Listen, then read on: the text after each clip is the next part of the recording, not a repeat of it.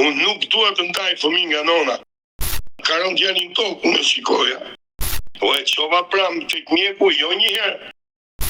Të marrë një nga Prizreni. Tip rënje me tek, e lidhur me fjango të kuqe në 4 ronët. Bën të kështu, zot subhanallah. Grisi tokën sikur ta qaj me kazën. Qa kam parë me këta sy në jetën time nuk kam parë. Edhe Përshëndetje miq dhe mirë se erdhët në këtë video. Keni hyrë në kanalin tim zyrtar në YouTube, Odeta Dume Mandro. Për të qenë pjesë e live-eve të mia, mund të abonoheni duke klikuar poshtë tek fotoja ime.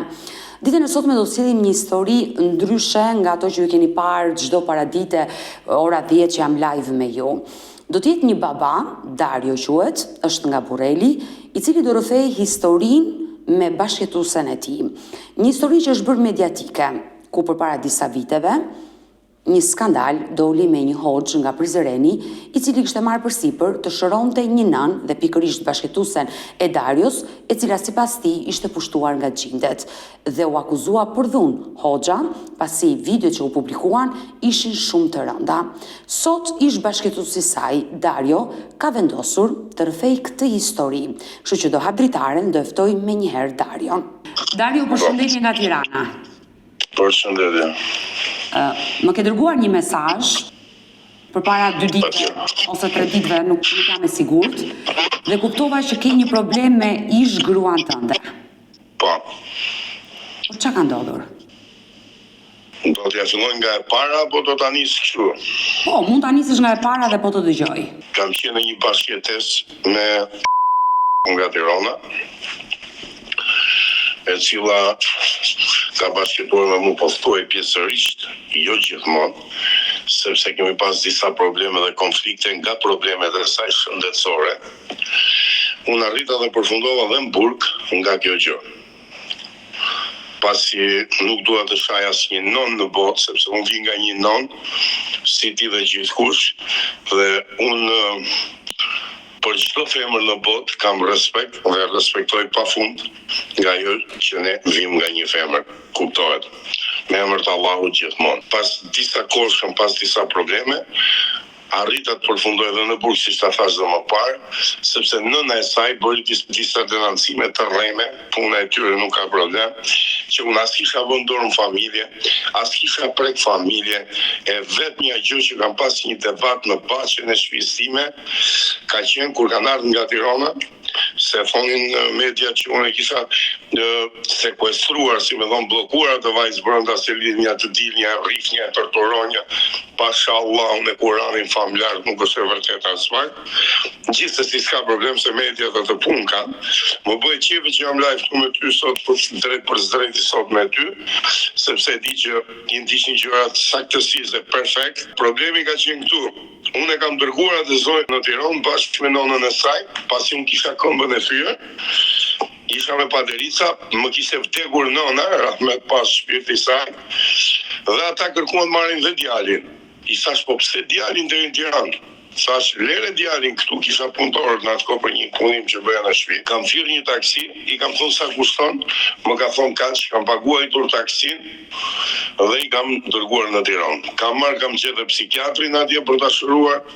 I kanë bërë vizitat e gjitha, në moment që kanë arritur te porta këtu kanë filluar debatet. Njëra pas tjetrës, unë kisha bërë një pjatë me meze me thonë drejta dhe rria në baqet shtëpisë time, se kam një baqet madhe prej 2000 metra katrore, po rria aty si zot drejt. Edhe i mërzitur isha sepse gjendja ime ishte bërë katastrofike në shtëpi, merrja 3 pastruese dhe ajo nuk i duronte. I nxirrte për jashtë, sepse ishte bërë shumë keq. Edhe se është me depresion të lartë, ka pas shumë probleme, këto i kishte pas përpara që të njihem unë me të, unë nuk e kam ditur. Çfarë viti je njohur me nënën e djalit tënd? Për zotin, ka një 6 vjetë, mos gabuam, 7 vjeta, nuk më kujtohet mirë, ke 7 vjetë që jash. E qartë, ju jeni njohur si? Mund të ma tregosh njohjen? Pa tjetër. Ne u njohëm në një kafe, ku ajo ishte me nënën e saj. Unë isha me një mikun tim në kafe, po pinin kafe, afër tavolina, një buzëqeshje nga të dy palët, ulëm, u njoftëm, nuk di asgjë për jetën e saj, as ajo për time. 2-3 herë dolëm, pastaj pim kafe po të shtëpia e saj aty me një lokal. Edhe një natë në darke më tha që a mund të vitë shikoj ku jeton, si jeton njëra tjetra, po i thash. I morëm leje nënës saj, erdhi me mua, nejti këtu, u kthy prap pas 2 ditësh, 3 ditësh, pastaj përfundimisht vendosi që ajo të vinte këtu për të jetuar për gjithmonë me mua. Vazhdoi jeta, shumë mirë, çdo gjë në rregull. Nëna e saj erdhi këtu, bashkëjetoi një 8 muaj në shtëpinë time, do me thonë, zbicat e me ka majtë më shumë se sa motor, sepse ajo nuk është një moshë e madhe, 5-6 vjeçe, nuk e di sa është, edhe kam respektuar pa fund atë zonjë, por është njeriu i lindur që unë nuk e ndryshoj dot. Kam bërë gjithçka për ata njerëz, nuk du të mburrem, sepse nuk kam për çfarë mburrem, se nuk kam burrje këtu. Nëse kam bërë për nënën e djalit tim. Të jetë apo të ketë qenë poshtë rreth dynjas, mua nuk më intereson e shkuar askujt. Kam nisë një moment dhe një drejtim për bashkëjetuar me dikën dhe unë shikoj hapat në vazhdim, jo hapat pas. Sepse s'ka qenë imja dhe s'ka qenë me mua. Por në momentin që ne kemi bashkëjetuar të paktën 9 muaj me radhë 10 muaj, apo 1 vit, se tash si kam përcaktuar me fiks, me data me orare, garantoj që ka qenë një femër perfekte në të gjitha aspektet. Kisha nonën e sëmur, e merrte në krah e çonte e lante shplante, s'di çfarë them. Ajo gocë 33 vjeçe, i bënte një zmet nonës të papar. Tani është më e madhe, po flas në atë kohë që ishte nëna sëmur. Edhe nuk e harroj kurrë, vetëm gjendjen e atë respektin që mi ka bërë nënës së ndjerë. Bënte buke ujë, lante shplante sa gjithë njerëzit po çmendeshin. Por gradualisht dhe kur ngeli 7 zonë, ajo erdhi u bë shumë problem. U bë shumë keq, do me thonë sa binte fëmia në tokë nga divani, ka rënë djali në tokë, unë e shikoja që është situatë e vështirë për të nxituar, as s'ka gjë, nuk ka problem. Ngrihem o djali, e mulon të pislikun nga dronët, më falë për shpejt, merri e laja vetë. Shtëpia ime ishte degraduar, unë me 3 pastruse, prandaj ju vëdhe pastruseve në flokë më qafë, me i mytë. Kisha rënë një hallë në një gjendje që ti nuk e imagjinon dot. Pasha Allahun, po them, pasha Allahun. Që ajo e di vetë dhe ka pranuar dhe ka pohuar. I dashur Dario, me sa po kuptoj, shëndeti i saj mendor solli probleme në familje. Katastrofike. Shëndeti i saj mendor u përkeqësua pas lindjes së djalit. Që ku ngeli 7 zonë, ajo ndryshoi komplet, sa filloi të azarohet dhe me nonën e ratë me pas mos ju bëfteron, që ajo shërbente pa fund dhe nona ime e donte shumë atë, nuk rrinte dot pa atë. Është fatkeqësi, shëndeti mendor është fatkeqësi. No, nuk e vjen dyshim as pak. Nuk e çove tek mjeku se Po e çova pram tek mjeku, jo një herë, po disa herë e çova edhe me nonën e saj. Kjo është e gjitha. Pra janë faktura, unë bëra dhe burg, ngjeta dhe rreth shtëpia deri kur mora mediat. Pa sa ke hilen këtë botë, sepse ky është shteti shqiptar, unë nuk do të gjykoj shtetin, këtë rast se jam këtu për këtë pjesë, po këtu s'ka drejtësi, nuk ka shtet. Sepse në një rast të tillë që unë kam këtë problem, shikoja shteti, kam përredhur shumë dhe flas 7 gjuhë të huaja unë që më shefti këtu, dhe kam parë që ja shteti në një pikë sa më të vogël depresioni që është një nën apo një prit, baba, fëmia i kalon o babait o nonës, automatikisht. Unë nuk dua të ndaj fëmijën nga nona, sepse sikur që nëna ime për mua që një nën dhe për atë, dhe për ty dhe për çdo njeri, kupton? po, qartë, është e kuptueshme. Por unë nuk dua të shkel në kallu askujt, sidomos nënës fëmijës tim, të jetë poshtë trajt botës. Ajo është një diamant për mua dhe për nënën, për djalin tim. Përderisa është princesha e djalit, do kem respekt pafund dhe përderisa më ka sjell djalin në jetë. Por të lutem, ndalemi dhe marrë efekt historinë. Në momentin që lindën këto problemet e para, le të themi shëndeti i saj mendor solli një problem goxha të madh në familje, sepse ajo nuk ishte kujdesshme fëmijën e vet për djalin, si vazhdoi më pas, domethënë ajo bashkëtesa jote, se ju s'keni bërë martesë. Shumë keq, të thuash ti pse. Sepse ne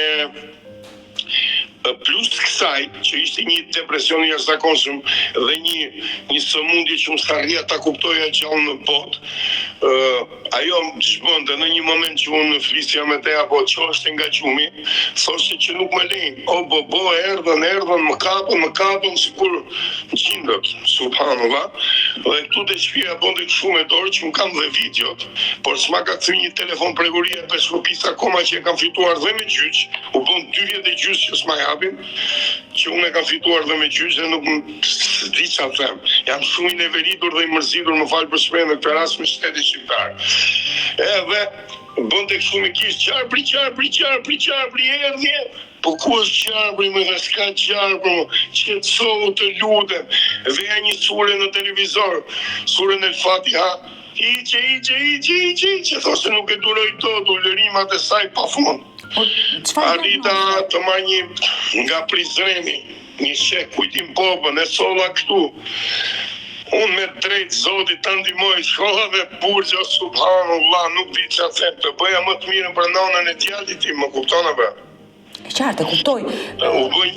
U bë një kalvar probleme që nuk e ke i ten. Po, më thuaj. Jo, më falë që ndërpres. Nuk ka problem.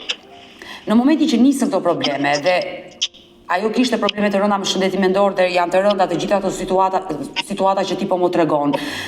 Padyshim medikamentet apo ilaçe që i kanë dhënë mjeku nuk i dhanë rezultat e duhur. Kërkove ndihmë tek nëna e saj, tek ish Vjera, sepse ajo e shikonte gjendjen e të bijes. Ta tregon që situata. Nëna e vajti është e divorcuar, se nuk jam këtu për gjykuar këtë pjesë, thjesht ju shpjegoj që ju të më mirë kuptoni të gjithë. Vajti për jetuar të djali saj në Francë, sepse ka një djalë në Francë që jeton atje. Vajti për jetuar atje, u kthye pas problemi që ndodhi me Erisën, që i tregoja unë në kamër, është degraduar shtëpia, familja, unë kisha punëtorë pas vdekjes nonës për bërë ca punive, se po bëj një bujtin këtu te shtëpia. Edhe punëtorët donin të hanin, unë gatuja vetë, sepse s'kisha çfarë bëja, rrinte më shifte, më fal për shprehjen, po ishin bërë dhomat pislloku në 4 anët. Nuk duroja dot sepse nuk jam i tillë, nuk isha mësuar në këtë lloj mënyre. I thëhet lutem, kisha ngel edhe enët sa i laja vet, nuk është tur për lajm të spisate, se kam për tur pas pak. I laja vet nga gjendja e saj. Erdh puna që thot nëna e saj nga Franca që vinte këtu, thot do vi unë atje. Erdhi puna që ajo e mori atë iniciativën me një bezë, me një burrni, më tha, që do merrem i vesh të bëjmë më të mirën për Erisën. Patjetër i thash. Unë e kuptoj gjendjen e saj, aty më tregoi që ajo ka qenë sëmur përpara njëra tjetra. Domethënë në këtë moment i zbulove nga ish Vjera që Erisa probleme me shëndetin mendor ka pasur edhe përpara se të bashkëtonte me ty. Po ajo që më kishte vënë më shumë për ta zbuluar më parë një rast se katin e dytë, po rinim me nonën, rahmet pas shpirti i saj në verandë, dhe më tha, urdhëro këtë numër mere, sepse është psikiatra e Erisës direkt që e ka vizituar dhe i din komplet diagnozën. I thash, pse çfarë diagnoze? Më tha, po Erisa ka qenë sëmur me probleme shëndetësore. Unë nuk e di atë. Pse s'më keni thonë, tha nuk kemi thonë edhe s'kemi dashur me thonë, po ka ca ilaçe në çantë që e duhet i ketë përdorur. Ajo si kishte përdorur, mos më tregua, nuk e di diçka tillë, dhe aty kuptova që Erisa ka qenë e sëmur përpara, do me thonë. Por, aty, kur erdhi nonesa, u binda dhe faktuam gjithçka. Erdhi me një vrull, do me thonë, për të ndihmuar vajzën, kemi ngrënë, kemi pirë me punëtore, me vllajin tim që erdhi nga Anglia, me nusën e tij me fëmijët në Baçe, të gjithë për jashtë, mbi 6 ditë me radhë, dhe pas 6 ditësh që i dërgova në Tiranë me taksi për vizituar Erisën, u kthye dhe unë i thash Erisa, ulu qetësohu, të lutem, isha në Baçë, siç thashë, për kisha bërë një pjatam, një pjatë meze për ne për qef. Edhe ajo më përmendi nëna e saj, po lante saj atje në port për jashtë nga që ishte bërë gjendje, unë kam 2 kuzhina në shtëpi, si kuzhina këtej, si kuzhina dhe ishin bush full, nuk ishte bush shtëpia katastrofë. Sa tani vetëm me pastruese, se unë jam vetëm, jetoj pa grupa dëgjoj. Edhe subhanallah. Edhe si përfundim, ajo po lante enët, unë i thash mos më përmend nonën, të lutem i thash. Ajo s'ka unë s'po i bëja gjasë gocë as asaj, fola me më të drejtën dhe më me atë saktësinë e një robi që nxjerr çdo fjalë pasën në drejtsinë e tij. Ajo filloi duke më përmend nonën e ndjerë, si kisha bërë as 2 zetat akoma, i thash çau të lutem, u çua, merre vajzën tate nëse do të vi me vete, edhe largon nga shtëpia. Më tha do marr dhe djalin. Ti nuk ke djalë me mua, i thash vjerrës. Ti nuk ke djalë me mua, mi tha do marr karrocën e djalit, se kishte bler një karrocë është aty akoma. Sa do ta marrësh është e imja. Merre, thash, me karrocën. Vun çantë rrobat në karrocë, po e shtyni me dorë. Tu kanë dalë aty në gjatën kryesore, ka marrë një makinë dhe ka vajt turizmin e burrejit. Shikoja djalin, shikoja vetën, a jam i aftë arris të fëmijë 4 muajsh. Djali ka qenë 4 muajsh, Dario, kur ndodhi kjo situatë që ti e dëbove nga shtëpia i zhvierrën. Po, ma vjera e mori dhe Erisën. Por vetë Erisa... Unë tani ngeli djali, tha jo nuk e tu djali me vete. Po i thash, du ka rëndësi djali, por rritë djali, o gocë. Do me shku me nonën, po tha të shku me nonën, okej, shko. Sepse unë ja ti gjëndjen, ja ti qëto gjë. Unë e ti se si është reagimi saj në momentet kur ajo se sëmur. U larguan nën e bitë të dyja dhe djalin ta lërë. Vajte në turizmin e Kurrenit, ulen aty bashkë me një hallën time, takohen në qytet dhe më thot një punëtor im që punon të këtu të shtëpia, ore, është kështu Erisa thot me nonën e saj dhe me hallën tate në turizëm. Oj, dhe mund, po, unë shohem pasaj, shkoj në turizëm, shkoj me makinë, parkoj makinën diku dhe shkoj te tavolina. I thema, mund të ulem pak? Po, ulem. Nërkohë që po diskutonim, zonja fliste me një shef policie që ishte me grada, burr në moshën e saj, ajo nona e Erisës, dhe mante kamrën për të dëgjuar biseda. Hapur. Më kapi një notë të thonë të drejtën, s'di që atëm shpirti po më plase. U qova në këmbë, ja kapa telefonin nga dorë, i thash, qa do? Pse po më rrinë aty, ti s'ke pajta se t'ka majtë zonja këtu, a i ma mbylli telefonin direkt, dhe ajo fillon të ngrin të zërin, unë nuk fola moment, e vetëm i thash Erisës qohu, se ke një djalë foshnjë që ka nevoj për gjirin tatë, për prezencën tate, për ndihmën tate, hajde në shtëpi. Edhe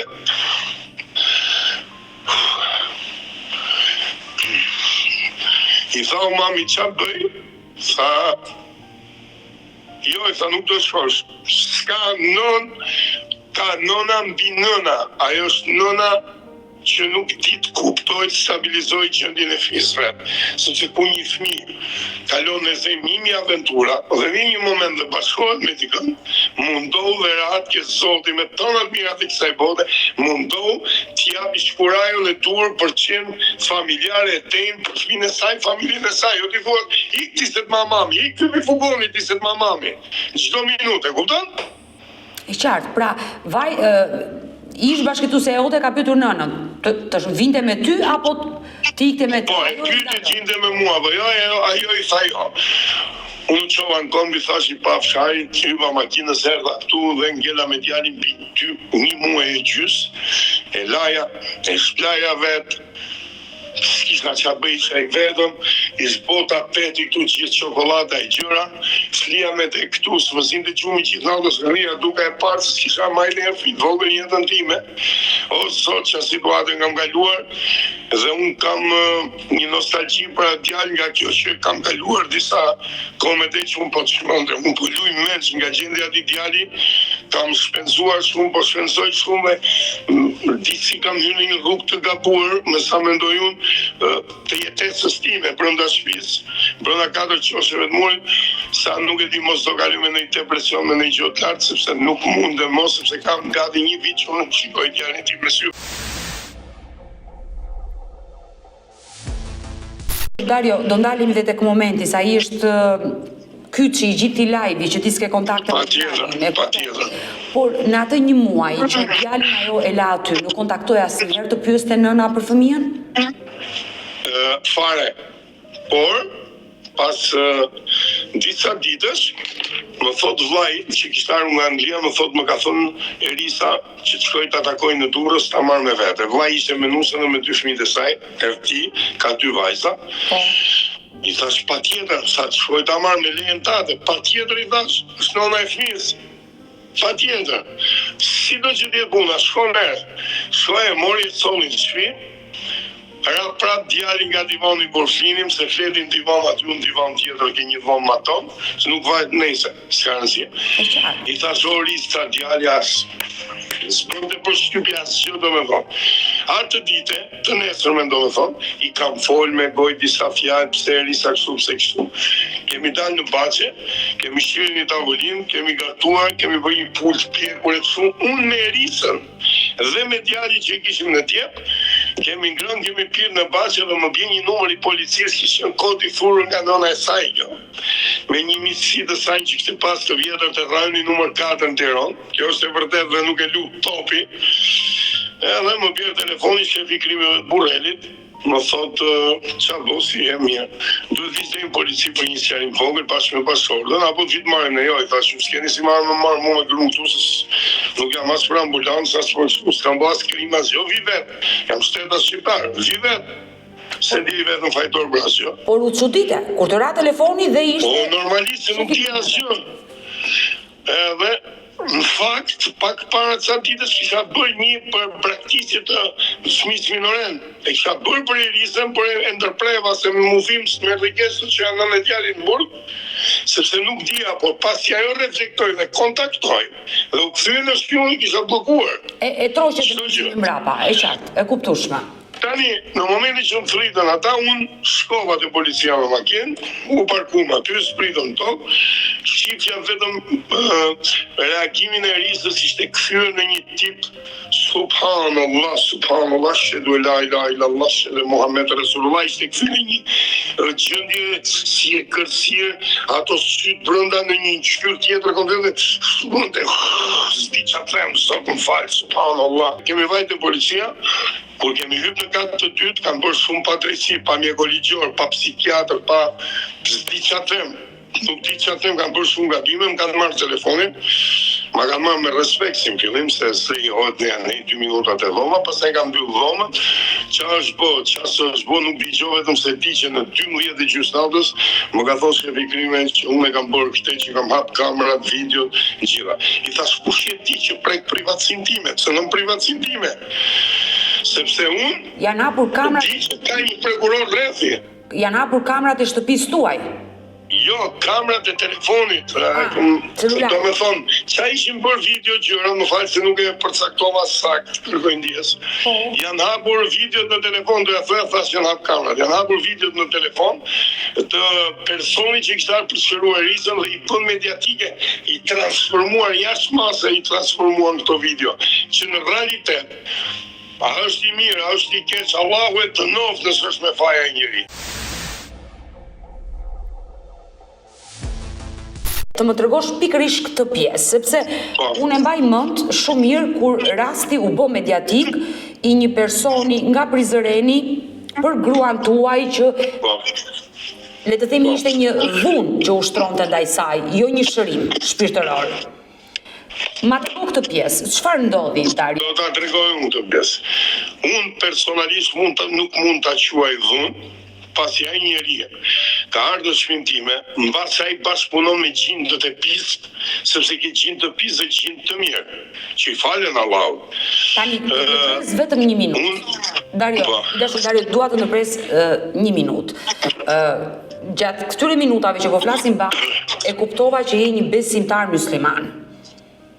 Alhamdulillah, po. Përdor suret në çdo gjë që thuaj. Edhe unë jam muslimane.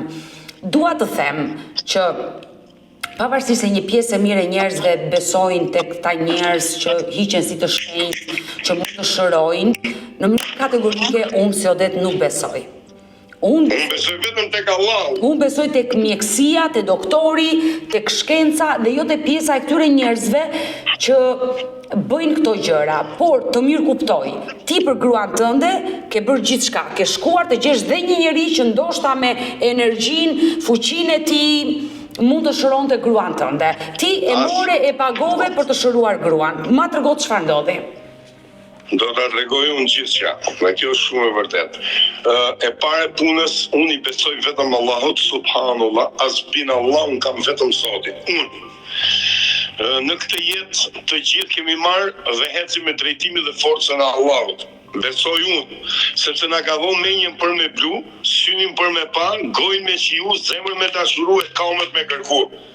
Edhe kështu që unë i falim vetëm Allahut dhe gjithë falënderimet e mia për gjithë familjen time, shëndetin tim, drejtsinë time kam, ja përcjell Allahut madhërisëm. Por doktorata ka pjesën e saj, unë u mundova pasi shumë njerëz, edhe nona Rafet pas edhe gjithë njerëzit e mi më thonë, bëj diçka, thirrhoç ne, edhe po mundohesha që të bëj më të mirën për familjen time. Dhe si përfundim, më thanë që është ky zot lidhe e njifja atë robin që më prezantoi me te, e morën telefon, erdhi me makinë private deri te porta ime. U futën brenda, nezi ca gjëra ku diun ça nezi këtu, paroma e gjëra kështu që me demek nuk i duron gjindi, unë nuk e di. Më tha me lejen tuaj kisha dhe nonën rap me pas shpirti saj aty. Sa me lejen tuaj i tha Irisës mund t'ju shikoj, po i tha i vuni dorën kokë, i këndoj sa i këndoj dhe ajo plasën ulërima, shtrihet në tokë për dhe. Qa kam parë me këta sy në jetën time nuk kam parë dhe s'dua të shikoj më që unë i kam videot akoma në telefonin që më kam blokuar që s'ma kam vënë për rastin që unë rash brenda. Dhe më kujtohet në një moment e sipër që ajo ulërise që i binte divanit këtu dhe thoshte këtu, është këtu. Ne kemi hapur te këndi në dhomës, pilën unë kam shqy nga poshtë komplet atë leckën, damaskun që ka që e mbron poshtë, dhe aty me një kaçavit kemi nxjerrë nga një paskanqitje divanit një pjesë të magjive që ishin bërë, që ajo i tregonte që atë sjelljes saj këtu te kokën kaçurrela dhe thoshte këtu, kështu, mi kanë bërë tregonte. Sepse tregonte i gjindi. Dhe në një moment e sipër ajo del ulëret, shkon vëm gjumi, përcakton me dorë të rrobat e dy sheku e ngret për tjetë ajo vetë të gjitha, shkon dhe del te porta jashtë, unë kisha ngjit me kamerat, kam shumë pemë të mdhaja, por një shenja apo dy e madhe që është dekorative e madhe, u thanë. Dhe i thot ku janë të tjerat, ku janë fshehur, domethënë, ajo çohet nga këtu me vrap dhe merr hof atje dhe toka ishte shumë e thatë, ajo futi thojnë të grisi tokën sikur ta çajë me kazën. Unë u hapita, s'u dilte pi gjaku nga durët e saj. Më shikon të kështu, bën të kështu, zot subhanallah, i ndrojshin sytë në çdo lloj forme, edhe nxori një tip rënje me tek e lidhur me fjango të kuqe në 4 orë. Ka marrë një shishe benzinë, ja hudhja sipër nuk merrte flak gjallë dot. Aty ku ishin tha pemë. Sa pyesja dhe nonën i thoya po thahet kjo pemë. Më thë 2 copë jam thënë. Më thoshte nuk e di u biri nonës, me punëtor po me ujë po me gjitha po nuk arrit ta kuptoj pse po thahet. Nejse. U futëm brenda, sa erdhëm te dera në verandë, te porta kryesore jo e jashtmja, as e verandës, hym brenda shtëpi. Ajo vuri dorën në mur, edhe u kthy me gjithë drejt një familje, që s'ka rëndësi, s'du të përmend asnjë gjë. E tha është atje, po kush është, nxori një emër, s'ka rëndësi. E dyta plaset në tokë këtu në korridor, lëvizte këmbën, nxirrte gjuhën, ulëriste, bërtiste, nxirrte një vner të jeshilët nga goja, subhanallah. I vum një legend edhe nxori dhe një emër tjetër, 2 emra tjetër. I nxori që unë i kisha dyshime, tek ata 3 emër. Të betohem në Allah i kisha. I nxori dhe aty arrita të kuptoj drejt ku, i jepte ujë të kënduar me Kur'an, zotëria këtu, dhe ajo e nxirrte nga goja, shumë më fal, dhe thoshte ujë keq, nuk ja duronte tot aromë erën. Domethënë, sepse i ndinte sikur është erë keqe.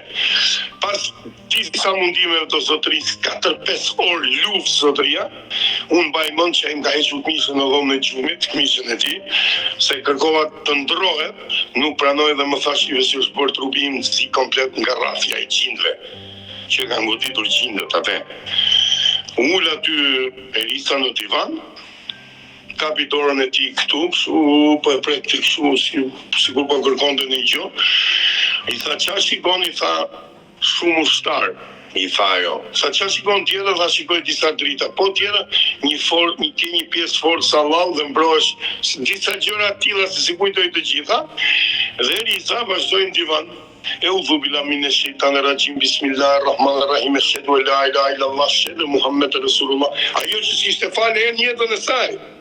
E unë po habitë, se edhe gjiste kështu. Thash, zot na bje marë. U që nga aty ra në gjuj, si nëse se këtu në tapet. Ajo. Dhe po falesh te me 2 durë tamam si falet një musliman. Edhe i thash ore kjo s'është falë në jetën e saj.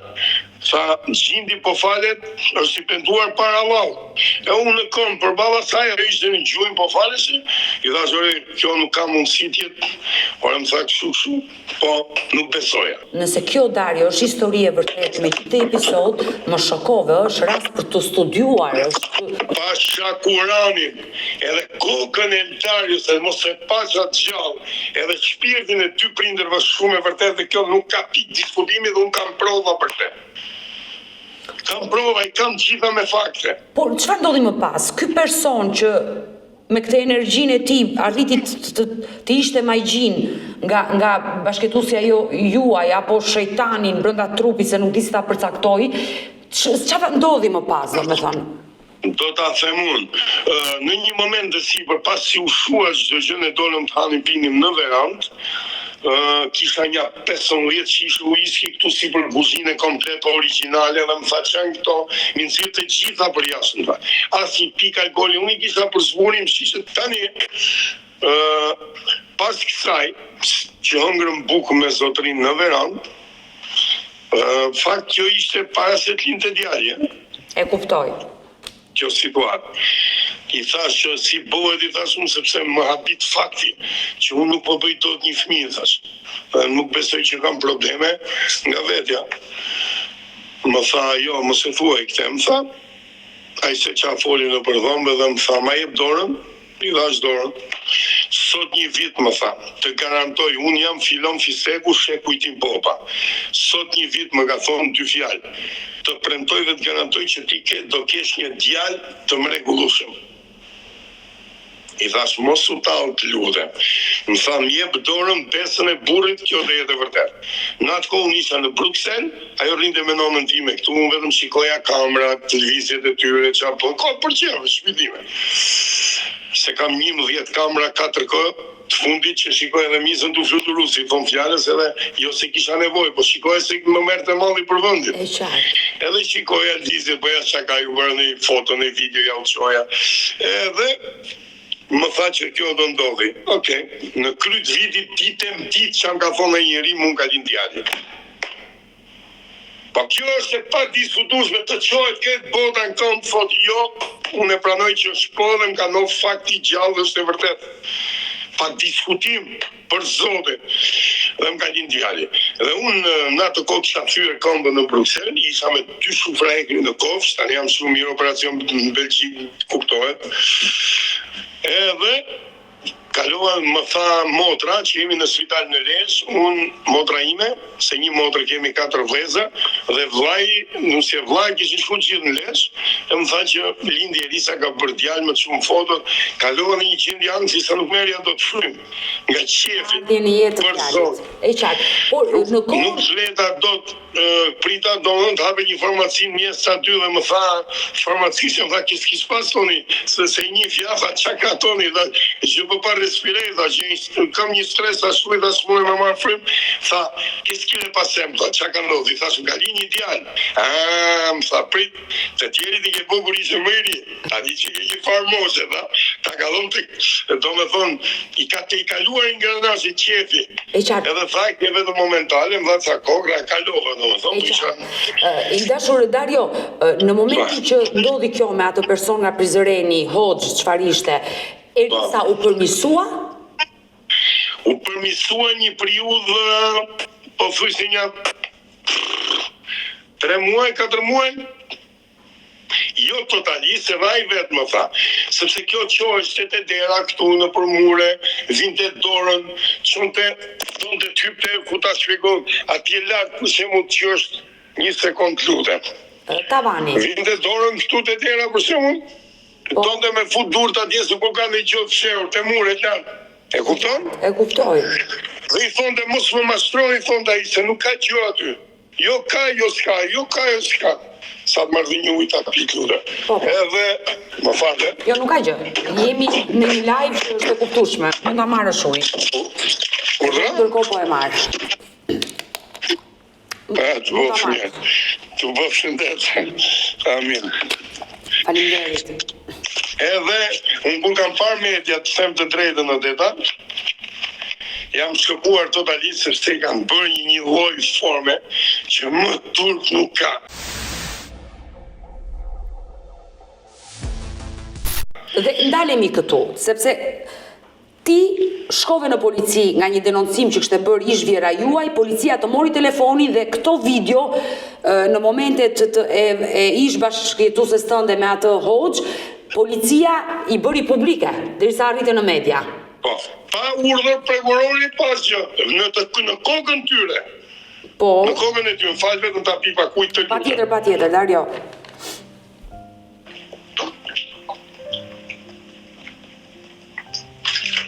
Më kupton? Po. Dhe i thash atit shefit, pse bëre këtë, i thash. Më tha se më do shefi. Okej, thash, shumë mirë. Unë përfundova në burg dhe më vjen keq sepse u shkatrova nga ajo pjesë, humba shumë dhe humba se si kam humbur e di unë, po unë kam humbur shumë fare. Ju dënuat me sa? Unë nuk u dënova fare, vetëm se bëra 3 muaj, 3 ditë më duket burg. Para burgim. S'du të flas më gjatë këtu. Më mbani kod brenda sa kisha dhe 9 deklaratat e risës akte notariale, të familjarëve të gjithë i kisha 9 akte notariale, domethënë të firmosura nga familjarët, nga ajo, nga të gjithë që unë isha i pafajshëm dhe s'kisha bërë asnjë dhunë dhe asgjë dhe mu më mbanin brenda në burg.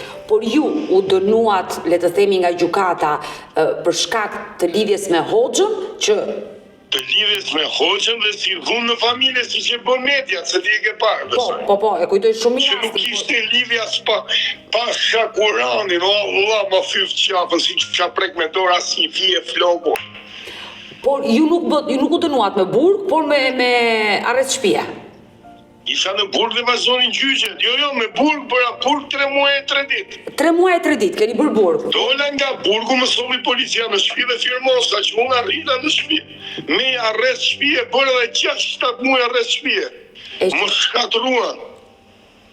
Për Zotin, për Allahun e Madh, i kam bërë të gjitha, subhanallah, 1-1. Policia, videot e tua, çka ke patur në celular, që janë personale, padyshim policia mund t'i marrë për të hetuar, për t'i bërë publike, për dal nga media, është... Po s'ka shtet, nuk ka shtet, sepse duhet bëhet diçka dhe pas kësaj që mora media, që mund ta kesh parë të stopi, besoj këtë. Po, më kujtohet shumë mirë. Edhe ç'a thotë Elisa, besoj që e ke parë dhe... Historia më kujtohet shumë mirë, është bërë mediatike në atë kohë dhe kam ndjekur historinë tuaj. U bë shumë keq nërkohë që unë isha në bukë time, shtëpi time dhe më vjen hapi, o Zot, subhanallah. Por këtyre njerëzve ju kam lënë vetëm Allahun, asgjë tjetër. Besoj që nuk ka hakmarrës më të fortë për drejtën e shpirtit njerëzve të tjerë. I dashur Dario, kur dole nga burgu, çfarë ndodhi mes teje dhe Erisës? Elisa vinte te burgu bashkë me motrën, me familjen time, më takonte në burg. Më sipte petulla byrek, gjëra mish, pulat pjekura, cira nga shtëpia, nga familja. Rrobat e lara gjitha, vinte bashkë me djalin pastaj te burgu. Qartë, pra marrëdhënia juaj vazhdoi, dhe pse ndodhi gjitha. Po si vazhdoi dhe shumë mirë parë, si unë isha i mërzitur, i acaruar, më kujtohet në një kohë nga burgu kur më tha që të lutem atë vi nona ime të jetoj këtu me mua që jam vetëm në shtëpi. Sa ajo s'ka shtëpi, ata janë rrugëve. Nuk kanë shtëpi tyre fare, në kuptimin e fjalë. Jo janë rrugëve në sensin e keq, por janë rrugëve pa shtëpi. E kuptoj. Se nuk jo ofendoj as pak dhe nuk kam drejt ta bëj këtë, se në momentin që unë isha në burg, nëna e saj ishte me letra franceze që erdhi me dhe me këshironi me risën, ta qonim spital, so ajo ja tinte gjendje më mirë. Historiku. Se sa unë, fëmijët saj. Dhe që ndodhi, kur më përi tëra këto padricit, unë falje që 5 vaktet, alhamdulillah, në burg, këndoja e zanin e gjitha, dhe në një moment të sipër, kur më tha që mami do iki nesër për Francë, të vllai, më thotë Elisa në telefon, unë them të drejtën, po e mbaj vetëm me zor, si jam nuk di që them. Allahu, vetëm Allahu. Mi laf të gjitha, mi paguft këto, edhe kam shku në dhomë, kam një kod me ujë zemzem, alhamdulillah, edhe kam bërë 3 lutje në të kundër për nënën e saj, i kam thënë, o Zot, unë që të falem ty. Falem për vete, por të falem dhe ty dhe pranoj që kam një zot dhe të shmoj që s'ka zot tjetër përveç teje.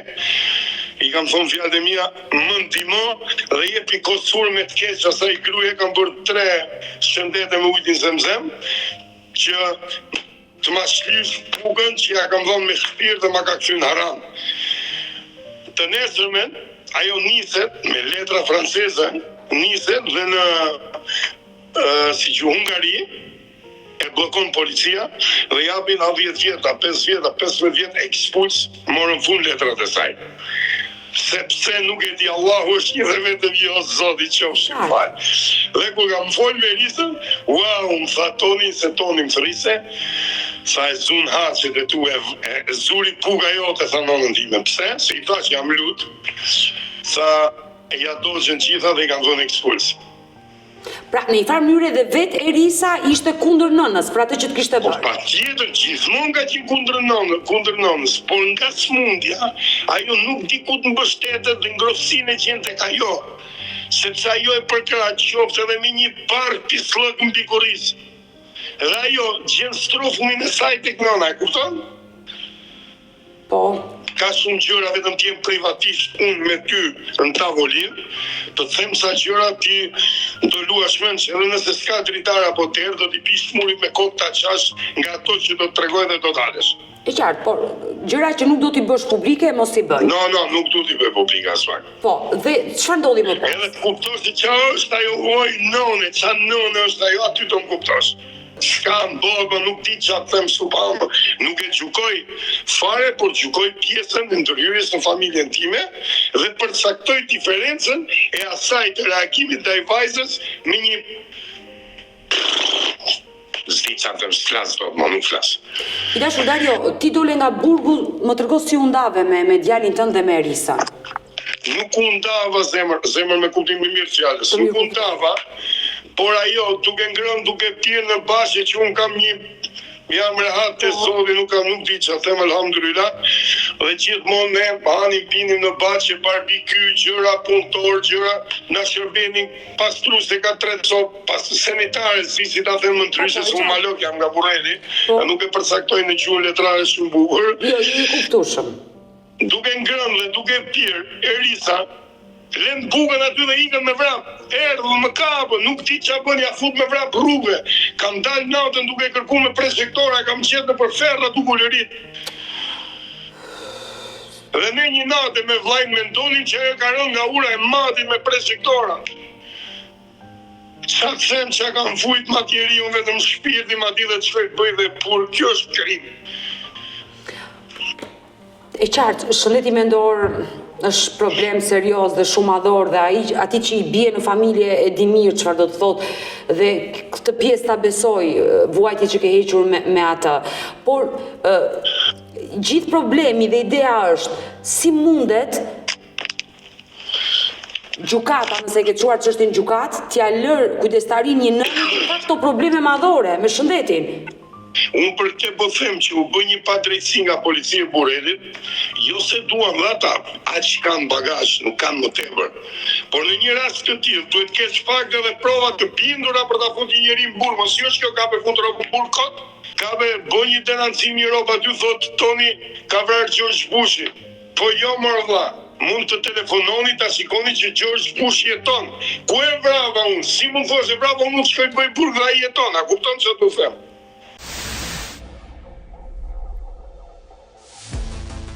Më tregot si u ndave ti me Erisën përfundimisht që ajo iku nga shtëpia jote me gjithë djalin.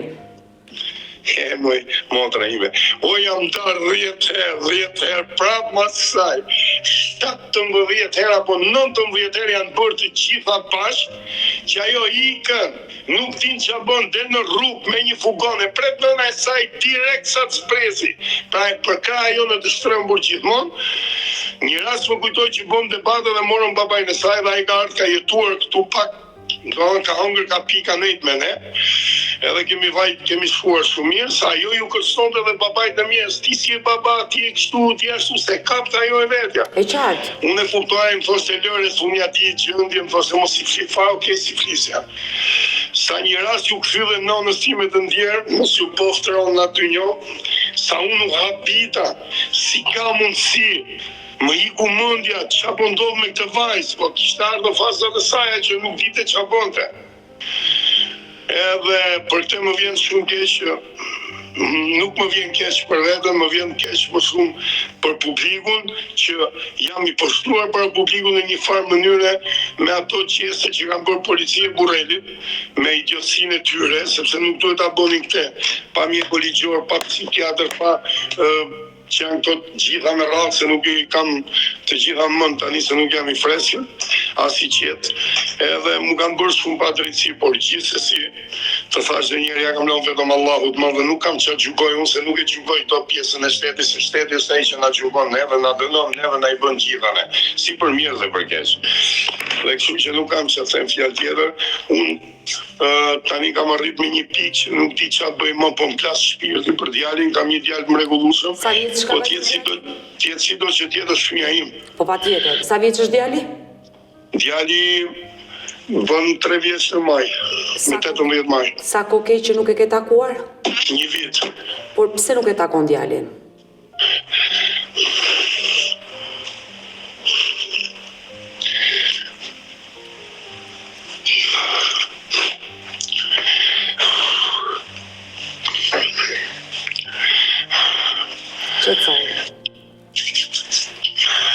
Gjendja është e kuptueshme. Edhe unë jam prind, dhe unë jam nën, dhe kur bëhet fjalë për fëmijën është e kuptueshme të derdhësh lot sepse ke mall për atë fëmijë, por mundohu të qesh. Po shikosh në TikTokun tim, unë kam bërë disa video me fëmijën time, domethënë që ajo është shumë i lumtur këtu, sepse unë i kam, nuk është mburje t'i lavdërojmë askujt.